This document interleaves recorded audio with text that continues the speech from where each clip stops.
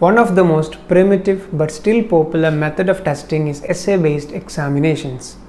Most of the students find it difficult to present the answers in essay-based examinations even after learning the topic effectively. So in this video, I'll walk you through certain points that will help you to perform better and score better in essay-based examinations. Hi there, welcome back to my channel. It's me, Aslak, a third year medical student from GMC Mancheri. First, I'll talk about the problems related to essay-based examinations, then I'll give you the solutions. As always, everything will be time-stamped. Feel free to skip around if you feel like it. Without further ado, let's get started. What are the problems with essay-based examinations?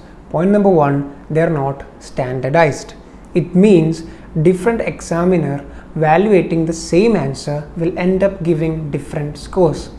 Yes, essay-based examinations are not standardized. Getting full marks in an essay-based question is almost impossible because no one have defined the perfect answer. So a perfect essay does not exist. So don't get too obsessed with the perfectness of your essay. Point number two, marks to content ratio is very less in essay-based examinations. For example, in an MCQ examinations, for the one line you write as an answer, you will get 1 to 4 marks. The same case for an essay-based question, you have to write around 100 plus words to get 4 or 5 or 6 marks. So relatively speaking, the amount of content that you have to write to get marks is very high in essay-based examinations. So they are very time consuming and very less score yielding. Problem number 3, they are filled with variables. Variables like your handwriting, how you present your answer, how you structure your answer, what is the weightage of the topic, etc. Full of variables, and even subjective variation like who the examiner is and even the mood of the examiner can affect your score. Because of all these problems, different examiners looking at the same answer sheet will give different scores. On the other hand, MCQ examinations, irrespective of who does the evaluation, will almost always give the same result. So here's a question for you. Do you believe that essay-based examinations are outdated? Are you of the opinion that MCQ exams should substitute essay-based examinations? Let me know in the comments. Now that's all about the problem side. Now let's get to the solution side. For a good essay, there are two parts, content and presenting part. For the content, there is no magic bullet. You have to put your time and effort and try to understand and learn the important topics in your curriculum. For the presentation part, I'll help you out. So here are the tips to present an essay effectively. Point number one, plan your paper. By using the cool off time, you can plan your paper into 3. The essay questions that you know very well, essay questions that you know something of, essay questions that you have no idea at all. After dividing it into 3, you have to start writing in the same order. Attempt the easier questions first and attempt the harder ones last. If you do this, you won't end up regretting that, oh my god, I knew this question, but I never had the time to write.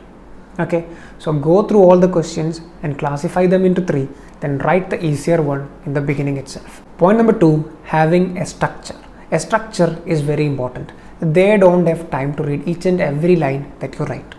So you have to make sure that you put it in a structured manner so it is easy for the examiner to go through the answers. In almost all the cases, you can try to fit in an introduction, a body, a conclusion. This may vary according to different academic fields, but mostly this is the case. They will surely read the beginning and the end. So it's very important how you begin and how you end.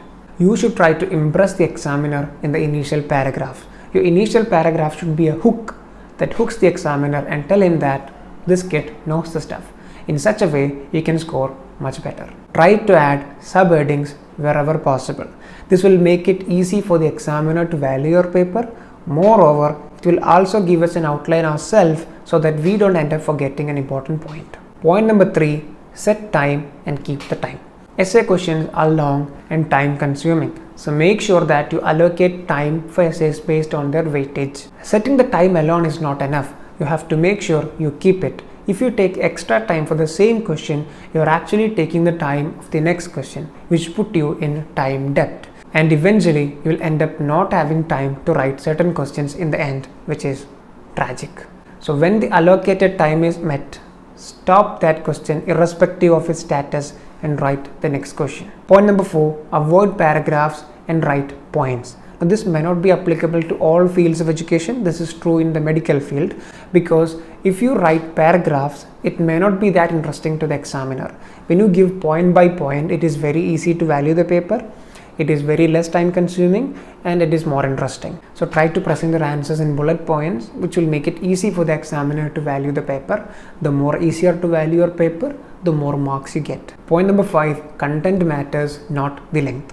Again, this may not be true for all the academic field, but mostly examiners don't really care about the length.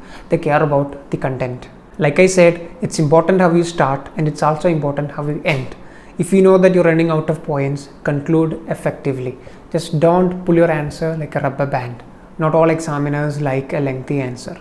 Believe me, they don't really do. So, unless your examiner is someone who literally weighs down your paper and gives score, don't really care about the length, care about the content. Point number 6, don't love an essay. I know how exciting it is to see a question that you're prepared well to appear in the examination. But don't get overexcited and lose all your time on that single question. This is a mistake a lot of students make. So if you know an answer well and good, write it effectively and conclude it effectively based on the allocated time, and then skip to the next question. Point number 7, don't leave an essay question. Essay questions come with a lot of scores attached to them. So if you leave an essay question, it's going to be painful. If you don't have a clear idea about an essay question, try to attend it in the end instead of leaving it completely. Try to present it as structured as possible in order to get as much marks as possible, because something is better than nothing. Point number 8 and the last point, practice. You can't expect to do all these techniques in one go. That's impossible.